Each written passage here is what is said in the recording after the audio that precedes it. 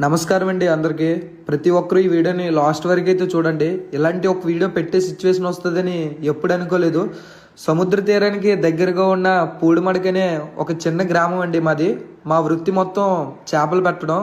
July 2 అనగా బుధవారం night 2 గంటలకైతే మా తోటి మత్స్యకారులు నలుగురు వేటకు వెళ్ళడం అయితే జరిగిందన్న ఒకే బోట్లో.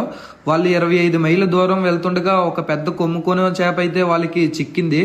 దాన్ని చంపే క్రమంలో మా అన్నయ్య అయితే కాలు జారి పడిపోయాడన సముద్రం లోపల. మా అన్నయ్య కాలుకి అయితే చేప ఉన్న తాడైతే చుట్టేసింది.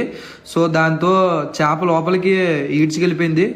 మిగతా ముగ్గురు అన్ని విధాలుగా ట్రై చేశారన్న, అట్లీస్ట్ బాడీ అయినా దొరుకుతుందేమో అని.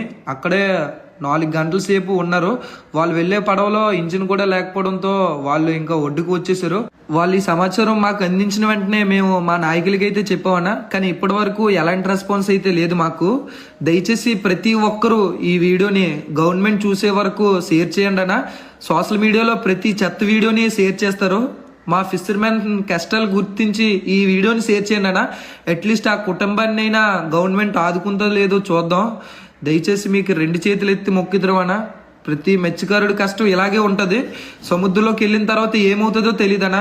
గవర్నమెంట్ ఇలాంటి విషయాలు కూడా పట్టించుకోకపోతే గవర్నమెంట్ ఉండే వేస్ట్. మన ఫిషింగ్ సంబంధించి కూడా చాలా మంది ఇన్ఫ్లుయెన్సర్స్ ఉన్నారు.